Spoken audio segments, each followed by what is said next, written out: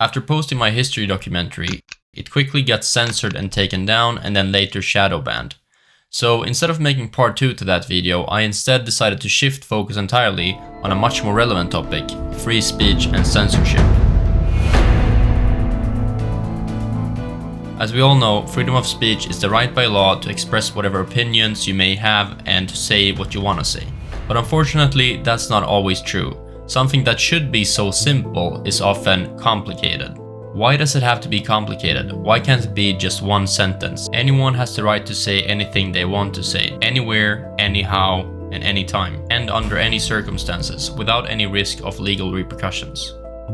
Well, it can be that way. This is what we would call absolute freedom of speech, and a believer a free speech absolutist. But currently, absolute freedom of speech is non-existent on Earth.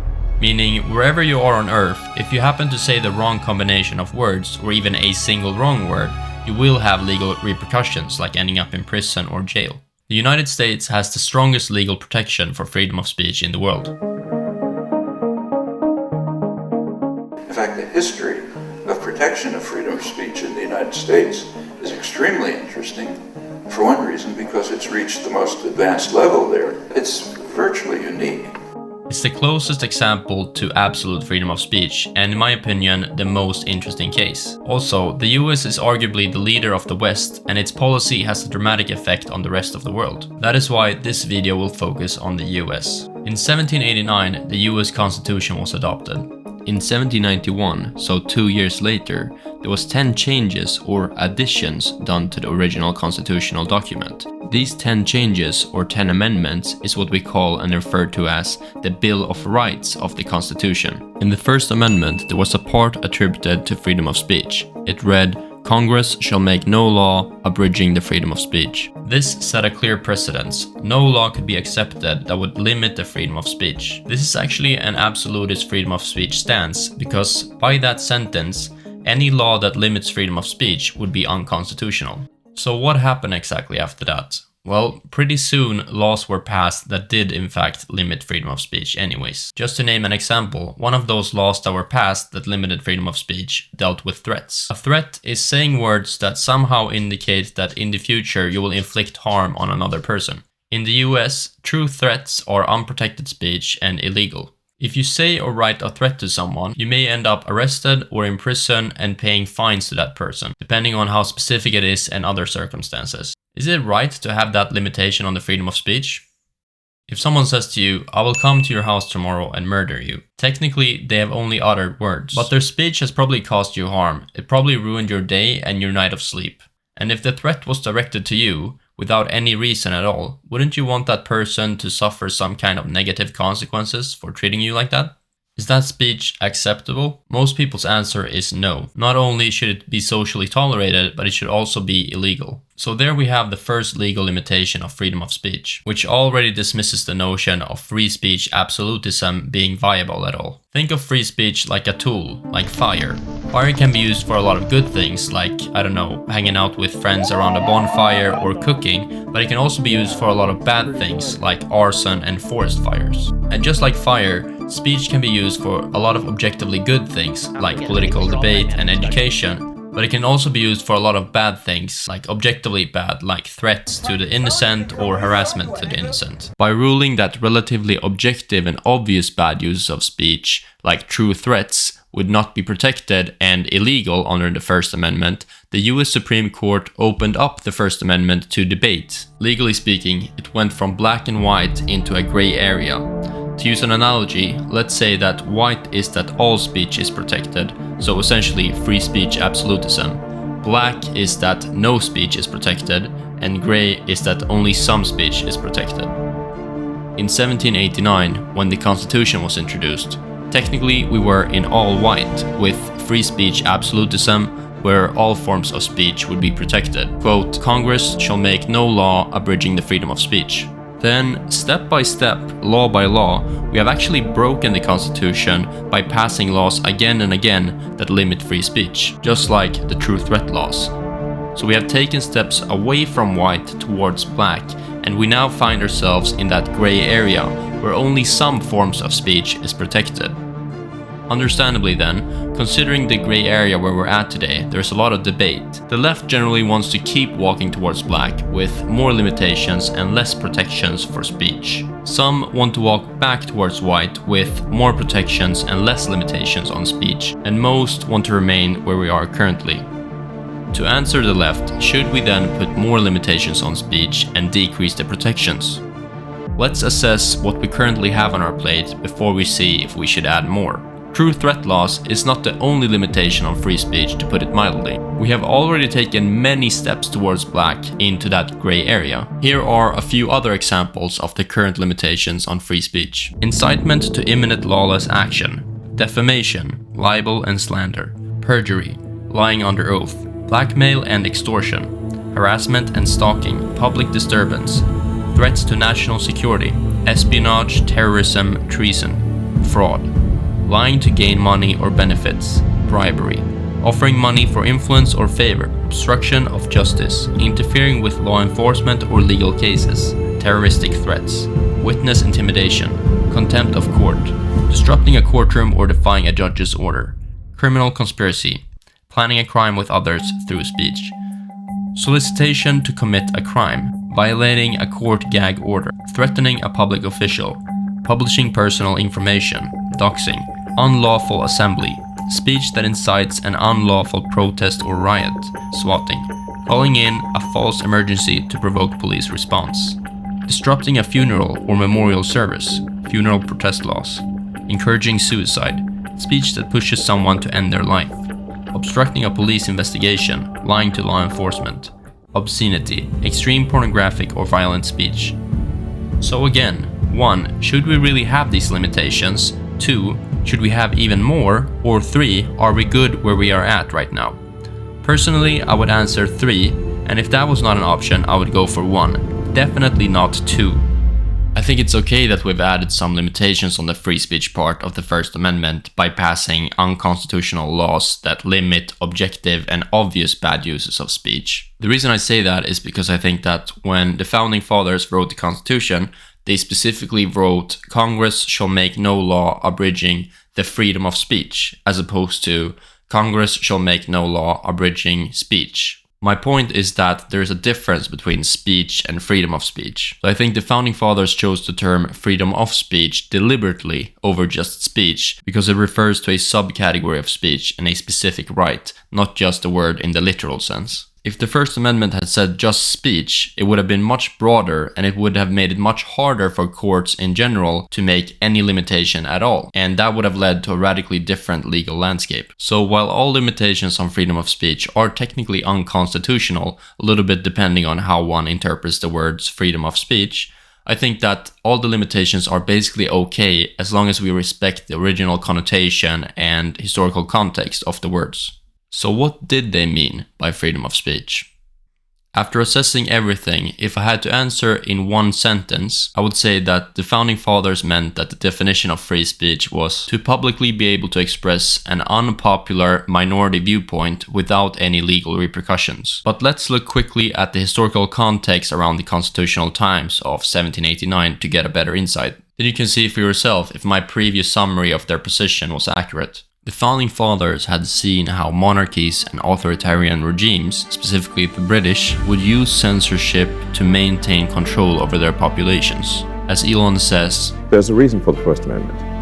The First Amendment is because people came from countries where they could not speak freely, and where saying certain things would get you thrown into prison.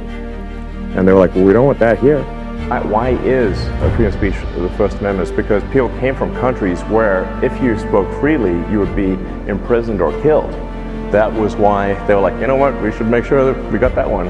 So let's make sure that's okay in America. So basically the American colonies had experienced heavy censorship under the British Crown, with laws that punished disagreement with the monarchy and government.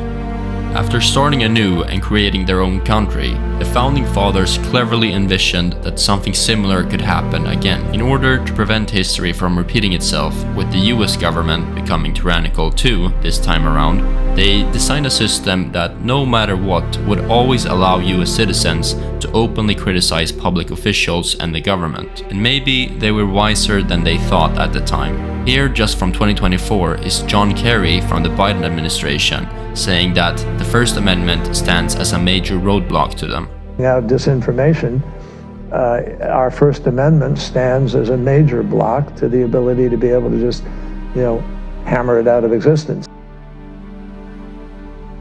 And sometimes people forget, why is the Constitution there? It's to make it hard to change things. That's why the Constitution exists.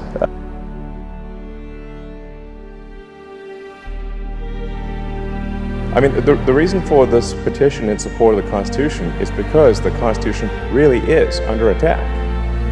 One prominent Democrat after another has been saying that freedom of speech, the First Amendment, is a bad thing. Yeah, John Kerry literally said that. And Tim Walz. I think we need to push back on this. There's no guarantee to free speech on misinformation or hate speech, and especially around our democracy. Yeah, and Hillary. Yeah, exactly. It's like a long list.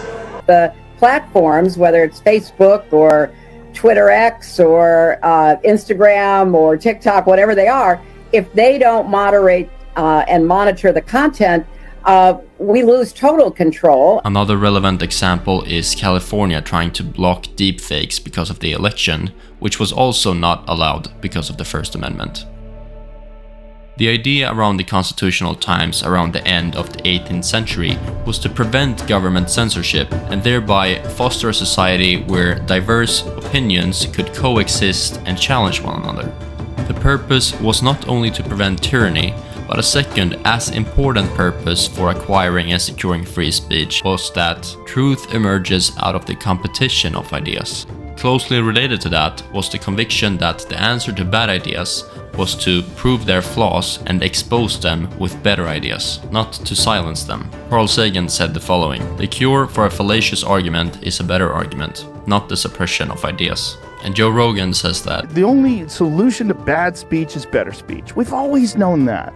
The idea around the constitutional times was that we shouldn't let bad ideas go unchallenged. If it can be destroyed by the truth, it deserves to be destroyed by the truth. The concept of a marketplace of ideas was also central to their philosophy, like a grocery store with a rich selection of products to compare and choose between, not just whatever is the most popular item.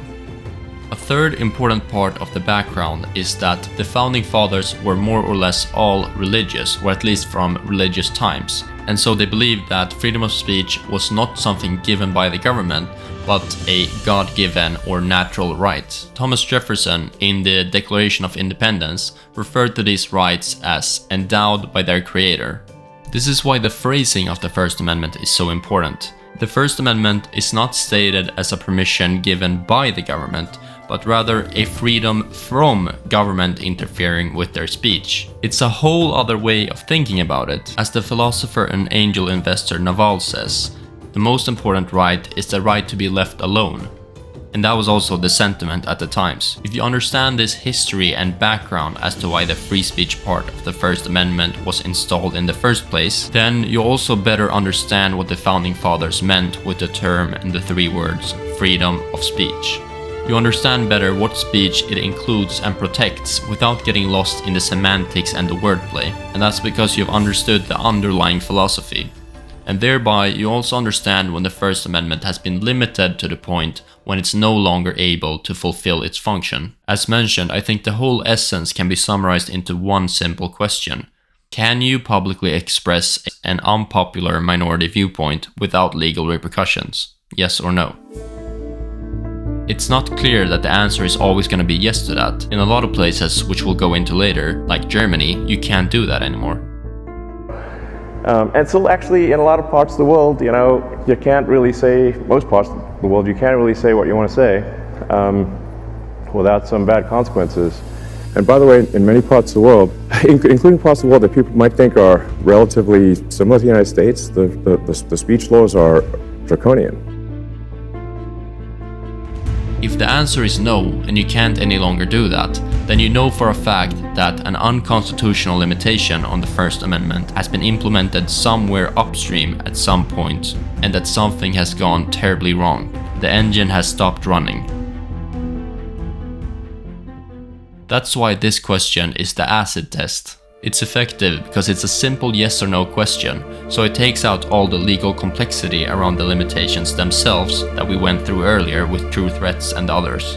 Ordinary citizens can answer this question without needing to be an expert lawyer in the individual limitations. So now that we have a better grasp at the historical context about what the founding fathers meant with the term freedom of speech, we're better equipped to assess ourselves where the line should be drawn. Also, we can more easily assess and deal with new, modern suggested limitations on freedom of speech. One of those modern, current suggested limitations on free speech is called hate speech. It's a hot topic to say the least, and it's strongly pushed for by the left. Basically, hate speech is yet another attempt at limiting free speech. But what is it really? It's unclear, but here's what the internet says. Hate speech is a term with varied meaning and has no single consistent definition. It's defined by the Cambridge Dictionary as, quote, public speech that expresses hate or encourages violence towards a person or group based on something such as race, religion, sex, or sexual orientation. I've also heard it differently where it's like hate towards a traditionally marginalized group in society or something like that. As you might notice, hate speech is a very broad and unspecific term that leaves a lot of room for interpretation. In other words, it gives a lot of power to the interpreter since it's not objective. With great power comes great responsibility. The relevant question then becomes, who is to be entrusted with all that power and responsibility? The answer is always invariably the state, or rather, whoever is currently in control of the government. Based on the historical context, it's safe to say that the founding fathers would not have entrusted the government with that huge responsibility and power. On the contrary, that was the very ideology that led to them being persecuted for their religious and political beliefs. And that was the reason they fled their countries to establish the US. It actually goes against the essence of what the founding fathers meant by freedom of speech. It would give the government a tool to easily censor anything that the current administration deemed to be hate speech. Current administration was the key words in that last sentence, as Brett Weinstein illustrated. Quote, you want to design the system in such a way that you would be comfortable giving it over to your worst political enemy. It has a lot of truth to it because there is so many examples in history where hate speech-like censorship laws have been turned around and then used disproportionately on the very people it was intended to protect. For example, the 1936 public order legislation in the UK was passed and it was intended to initially protect the left from the right-wing so-called black shirts. But in the 1980s, the same legislation was used to stop the left's miners' strike. It's also a good quote because everybody has political enemies somewhere, no matter their beliefs. Whatever your beliefs are, no matter how popular they are in your friend group or in your neighborhood or your city, there will always be some place in your country where your views are very unpopular and disliked by the majority. And what then? Should your preference for censorship be turned around on you? A prime example of this is present-day UK, which did make the mistake of granting government the power to decide what is good ideas and bad ideas. It has led to what the founding fathers very wisely fled from and feared, with police officers now saying, "We need to check your thinking." Ordinary UK citizens are getting arrested for posting memes online. Under Section 127 of the 2003 Communications Act, people are now getting arrested for posting offensive memes online. 127 of the Communications Act, arresting you on suspicion of improper use of the electronic communications network. This is in relation to some comments that you've made on a Facebook page. The law that they have criminalizes, quote, sending by means of a public electronic communications network a message or other matter that is grossly offensive or of an indecent, obscene, and menacing character, end quote. Here we have one example, jailed for meme crimes. A 51-year-old man in Egremont, UK named Lee Joseph Dunn has been thrown in jail for 12 weeks over 3 memes. Memes that show images of migrant gangs with a caption saying, "Coming to a town near you."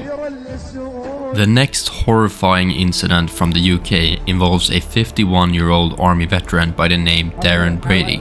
What happened was that in 2022, the British actor Lawrence Fox was really tired of all the LGBTQ hysteria all the time and the Pride Month and everything, and so he tweeted this image.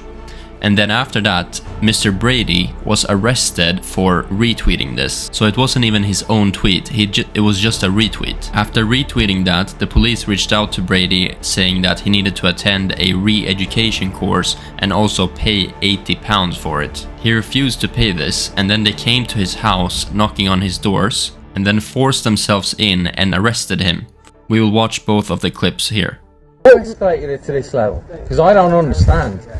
Just for context, Darren says here, I posted something that he posted, and what he means by he is the original poster of the picture, Lawrence Fox. I posted something that he posted, you come to arrest me, you don't arrest him. Why has it come to this? Why am I in cuffs? Because of something he shared, then I shared.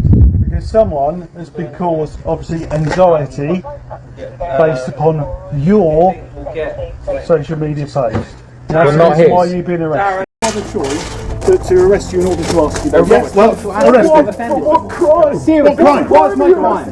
What is my crime? What crime? Tell me my crime. 127 of the Communications Act. Which says what? 2003. Which says what? Where you post something that causes gross offence or of a menacing character, which causes a person anxiety. Is that what it says? Yes, it does. How is a flag? How is a flag grossly offensive? What I will do, sir. No, we're not going to. Hang on. No, we're not discussing that with you here. I'm afraid we are. Why are you doing him? He shared it. Don't worry. So I'm going to share it. I'm going to share it to my 30,000 followers right now. We can move on. Mr. Brady, you're under arrest. No, he's not. I'm not. No, he's not. I'm not under arrest. You arrest him. You're arresting me. And me. You're arresting all of us. Now, in terms of what actually happened to him here is that he was taken to a jail cell, and then 1 week later the police decided to drop the case due to the massive publicity and millions of views that this case had gotten. But there's a lot of other cases that people did even less than him and got actually sentenced and put in prison for months. And if you want to see some of those cases, I recommend you watch this video with Konstantin Krysin. So, you know, this is just crazy. This is the Gestapo acting unlawfully. I've been literally nicked for offending somebody on the internet. I can't believe this has actually happened. Taken away from my own house in cuffs. What the hell? Now I know that this is kind of a long clip, but there's a reason that I attributed such a big part of my documentary to this, and it's to show that this, what we're talking about, has real consequences. Someone could literally come and knock on your door tomorrow. It's not about opinions, it's not about a difference of opinions, but it's about real consequences for you, your family, and your future children. Ricky Gervais says, that's the thing about offence, isn't it? When people say they're offended, it's that just because you're offended, it doesn't mean you're right. Offence is about feelings, and feelings are personal. The intention is good, to protect people from harm, but the end result is a tyrannical hell. Thus the saying, the road to hell is paved with great intentions. And then we have another example in Ireland. They're saying, we're restricting freedom for the common good. When you think about it, all law, all legislation is about the restriction of freedom. That's exactly what we're doing here, is we are restricting freedom, but we're doing it for the common good. And if your views on other people's identities go to make their lives unsafe, insecure, and cause them such deep discomfort that they cannot live in peace, then I believe that it is our job as legislators to restrict those freedoms for the common good. Now, very importantly, while she is right that all laws are technically restrictions on freedom, what she is utterly confused about is that she thinks it's up to her to decide what the common good is. Like, there's no limit to how far that argument could go. You could say that we're restricting your freedom to choose your own food for the common good. Or we're restricting your freedom to not be seen on cameras, so we're gonna put them in your own house for the common good. Or we're restricting your freedom to own a car for the common good. It's not a fact that that is the common good, that's her opinion. How insane is that? It's not up to her. And this is such a perfect example of the earlier statement that the road to hell is paved by good intentions. She thinks that she's doing good, but this is how we get to hell, to a tyrannical, dystopian hell. It comes back to this arrogance and snobbiness that you think that you get to decide what other adults can speak and think and read. If you want to know who the bad guys are, it's the side who arrest you for making memes and jokes. So that was UK and Ireland. Now let's have a look at Germany. Woman convicted of offending migrant gang rapists receives a longer prison sentence than the rapists. German law prohibits any speech that could incite hatred or is deemed insulting. Is it a crime to insult somebody in public? Yes. Yes, it is. And it's a crime to insult them online as well? Yes. And then we have an example in Canada. The Trudeau regime has introduced an Orwellian new law called Online Harms Bill C-63, which will give police the power to retroactively search the internet for, quote, hate speech violations and arrest offenders, even if the offense occurred before the law existed. And these situations aren't unique exactly. It's happening in Australia, it's happening in New Zealand, and it's happening in Brazil.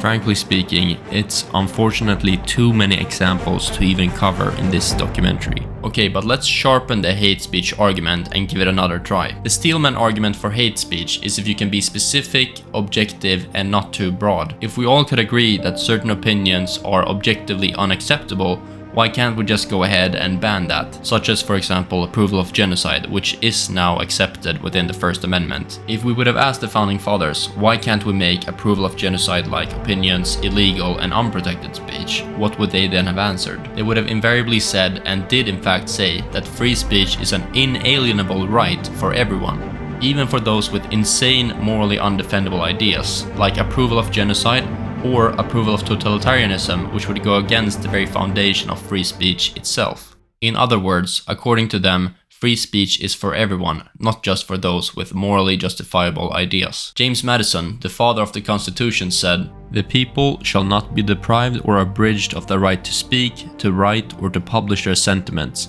and the freedom of the press, as one of the greatest bulwarks of liberty, shall be inviolable." 1789. And Benjamin Franklin said in 1755, quote, "Those who would give up essential liberty to purchase a little temporary safety deserve neither liberty nor safety."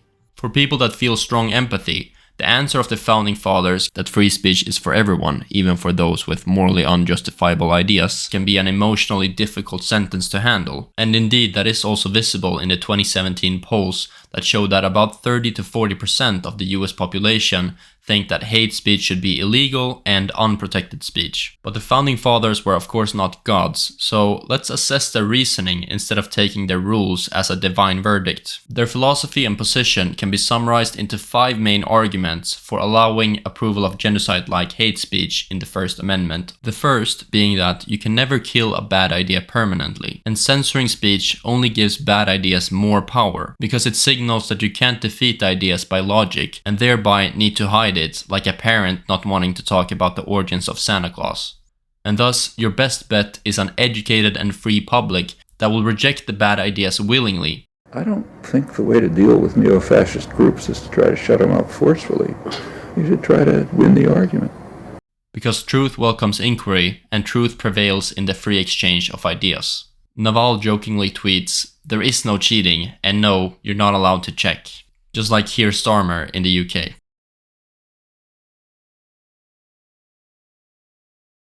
Elon shares a quote, "Truth does not mind being questioned, a lie does not like being challenged."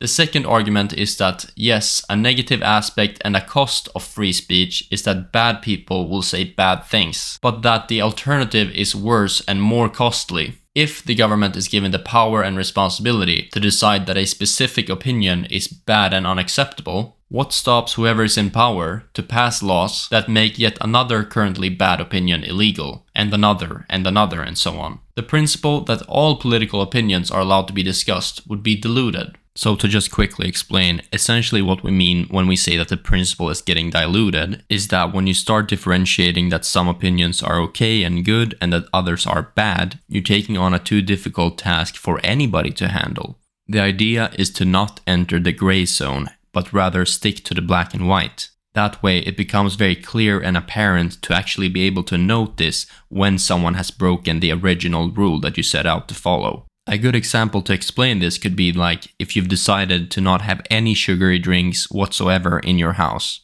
And then all of a sudden someone suggests that, hey, why can't we just have orange juice? Because it has vitamins. If you allow that, then you've diluted the principle of not allowing any sugary drinks. Because once you've allowed orange juice, it's not so far to the next step to perhaps allow a soda that has some orange juice in it. All of a sudden, when you've made one exception, it becomes much more difficult to navigate the jungle of what is a legitimate exception and what is not a legitimate exception. It's making it more complicated. And when it's complicated, you allow trickery and manipulation because no one can really tell what's going on. The slippery slope analogy is applicable here, where the selection is slowly and increasingly narrowed and choked to the point where you can't get any air anymore. Like an anaconda, every time you exhale, the squeeze gets a bit stronger, limiting and decreasing your lungs' volume, 1 milliliter per breath, until certain death. The third argument is that speech is the same as thinking, since most of the thinking happens in words, although some part of it happens in pictures. So essentially, if you ban free speech, you also ban free thinking, and that with ever-changing problems on the horizon of society, we need free thinking. Also, since free thinking grapples with complexity and chaos, it will always be offensive. It will always be offensive and difficult because you're exploring all possibilities to find a solution. The fourth argument in favor of protecting genocide-like hate speech under the Constitution is that free speech doesn't mean mandatory listening. You don't have to listen to someone's talk or read someone's book. You can always block people on social media and you can always isolate yourself. So why would you need to censor everybody? As this quote says, books have to come to us from their time and be of their time, and if that's too difficult to take, don't read them. So again, why would you have to censor others then? To suppress free speech is a double wrong, because it violates the rights of both the hearer and the speaker. It's extremely patronizing for one adult to tell another adult what they can and can't listen to, let alone millions of other adults. Who are you to tell another adult and citizen what they can and cannot read and watch? The fifth and last argument is that it's the people at the bottom of society, the weakest people, that need free speech the most, because that's all that they have, as opposed to the rich and powerful and influential who can censor and oppress people. For example, Mary Beth Tinker, a 13-year-old girl who opposed the Vietnam War. Back, when the left was for free speech, against the corporations. The rich and powerful can control the current administration and the companies to silence people, but the poor people only have one thing. So that's why speech throughout history, long before we were here, has been the only weapon of the poor and powerless. As Jason says here, the cool thing about free speech is that if you're deprived of all your other rights, you can reclaim them with this right alone. It's the ultimate human right. And here's another argument, basically re-establishing what I said earlier, with the rich people using censorship to silence others. Censorship is a refuge of powerful people who have lost the argument. So those are the 5 arguments as to why the founding fathers would not allow hate speech to be a limitation, even if it would be specific, like banning approval of genocide opinions or Holocaust denial. And this is why the Jewish refugee Arya Nair, who escaped from Nazi Germany, explains in his book Defending My Enemy from 1979 that he, quote, supported free speech for Nazis when they wanted to march in Skokie in order to defeat Nazis, Skokie being a town with a high percentage of Jewish people, some of whom were survivors of the Holocaust. For Nair, the conservation of his adversary's First Amendment rights was not only, quote, the only way to protect a free society against the enemies of freedom, end quote, as he says, but also a way not to let bad ideas escape unchallenged. People will often say to me, as somebody who is Jewish and the daughter of a Holocaust survivor who barely survived the Buchenwald concentration camp, how can I, of all people, defend the Nazis? And I always say, I'm not defending the Nazis. I'm defending freedom of speech as an inviolable,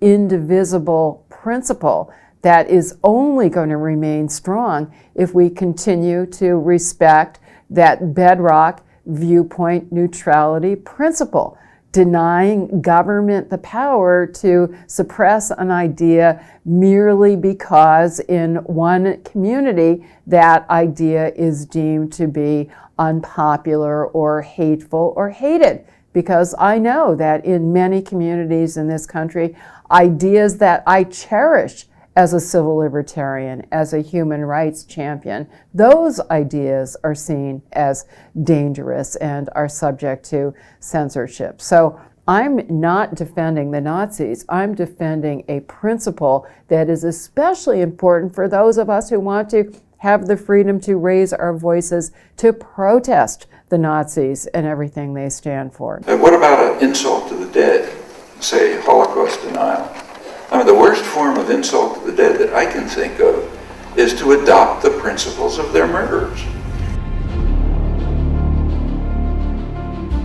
His conclusion from his experiences was, yes, never again for anybody, not just to me and my friends. It's with these unpopular, abhorrent minority opinions where the real fork in the road for the future of free speech lies. It will be there the real deciphering battle will always take place. Because, as mentioned, popular, uncontroversial, and politically correct opinions don't require free speech protection.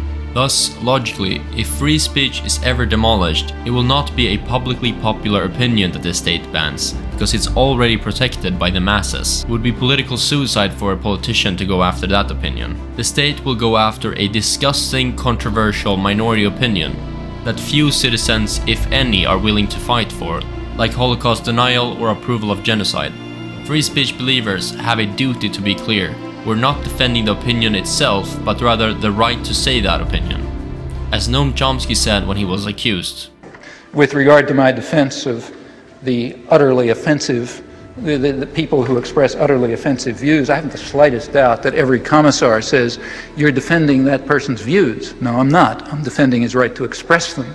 The difference is crucial, and the difference has been understood outside of fascist circles since the 18th century. With government censorship, the easy way is the most likely to happen, just like breaking through an enemy's defense lines in war. Of course you would go where the defense is the weakest, and citizens might think that it's just a small step, and in the grand scheme of things it doesn't matter. But with many such small, sometimes even unnoticeable steps, all of a sudden you've lost the entire legal basis for the protection of free speech. Elon says that, like Gulliver, tied down by thousands of little strings, we lose our freedom one regulation at a time, just like the hate speech laws. It's almost like a beaver taking a small nib at a tree, or the anaconda squeezing just a little bit harder. And you might say that it's just a small nib and it's only a small limitation of your lung, but eventually the whole tree has fallen and you can't breathe. This is why we who believe in democracy as the most moral governing form will forever need to be vigilant defenders of any tries at free speech limitation, no matter how seemingly small they may seem. Anyone who believes in democracy has an individual responsibility to themselves defend the right to say unpopular, controversial, and abhorrent minority opinions, as to not invoke the bystander effect. Andrew Doyle says, quote, "Free speech dies when the populace grows complacent and takes its liberties for granted." And in one of my earlier tweets, I say that freedom of speech comes as a package deal, with 1, a right, and 2, a responsibility. But since all the left talks about is rights, I will remind you, your responsibility is to allow people you don't like to say things you do not agree with. You don't get to have the right to freedom of speech without taking responsibility and holding up your end of the deal. And in another one of my earlier tweets, I write that the way free speech dies is not by some evil guy saying, "You're not allowed to express your opinions." That would be too easy to disregard as wrong. The way free speech dies is by someone saying, quote, "You're not allowed to talk because you're spreading misinformation," like we hear people say all the time today. Also, the government and corporations will always invariably claim to want to protect people, but we need to be critically thinking and keep in mind that, in reality, government politicians don't care about the ethics of the matter, but rather will use whatever shield they can get their hands on in order to dismantle our defenses against totalitarianism, in order to get more power. A perfect example of this is in corporate with BMW, where they shift their ethics and morals depending on the ethics in that country, which really goes to show the point that they're not doing it for you or for doing what they believe in, but they're doing it to get benefits. Once you see it, you can't unsee it. Lastly, when it comes to the need to defend the right to say abhorrent minority opinions for the sake of maintaining freedom of speech, we need to keep in mind the human biology and psychology. The curse of humanity that will forever follow us as extremely social animals is the need to fit in and to be accepted. It's extremely painful for any human to be outcast, and to be put in isolation is arguably the worst thing you can do to a human. And this has biological and evolutionary explanations, since being outcasted from the group has equaled a death sentence for most of human history. Those who felt pain when acting in a way that upset the group changed their behavior to please the group so that they got to stay and survive.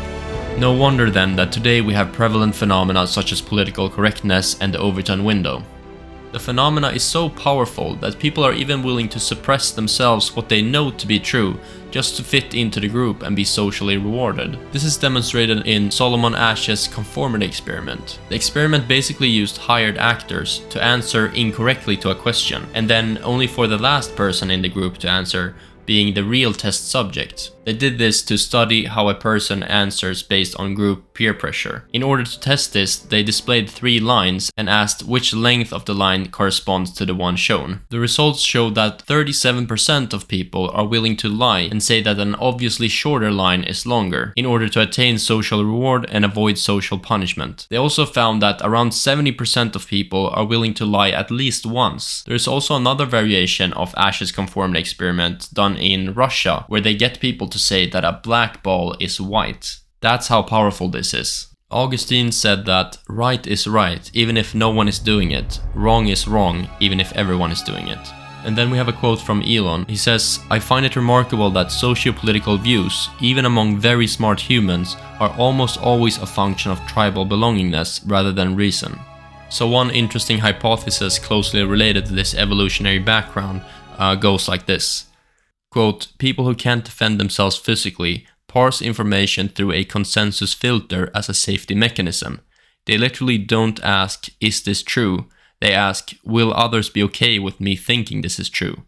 This makes them very malleable to brute force and manufactured consensus. If every screen they look at says the same thing, they'll adopt that position because their brain interprets it as everybody else in the tribe believing it. If this hypothesis is true, it could explain what this graph shows, with American women becoming more radicalized than men in the last 20 years. It also shows here on the American map where the US women voted way more left than the men. And there's also been studies on hate speech, which we saw earlier, where 30 to 40% of the population would be willing to make hate speech illegal and unprotected speech, being way more favored by women than by men. Essentially what this graph here is showing is that if women could decide, hate speech would right now in 2025 be illegal in the United States. So that's what the data says, but I don't want to go beyond that personally and speculate the reasons why. But the larger point I'm making here is that as humans, we should take our biological inclinations into account when we talk about free speech. If people are willing to suppress and deny their own viewpoint in something so clear-cut as black and white or which line is longer, just imagine how much people are willing to suppress their own viewpoints when it comes to more complicated matters like political policy. If 37% of people are willing to suppress their own opinions in order not to get punished by the group, just imagine how few citizens would be willing to get punished for allowing another person's unpopular view that they don't even agree with. According to this study, more Americans than ever, 62%, are afraid to share their political opinions. Thus, with the goal of doing the right thing to protect freedom of speech, we should strive to compensate for our biological shortcomings. In this case, that would mean to take an even greater effort in defending our fellow citizens' right to say whatever is currently deemed very unpopular. So today, with all this in mind, let's actually answer the question. Can you publicly express an unpopular minority viewpoint without legal repercussions? Yes or no? My answer today is yes, and to back up my answer, I will go over our current situation. Speech and political ideas are no longer communicated face-to-face or through newspapers. We now have the vast majority of political conversations taking place on social media platforms on the internet. As Elon Musk said, the internet is now the de facto public square. Quote, "Given that Twitter serves as a de facto public town square, failing to adhere to free speech principles fundamentally undermines democracy. What should be done? Is a new platform needed?" And this, my friends, is where part 1 of this documentary takes us into part 2, the situation of freedom of speech today.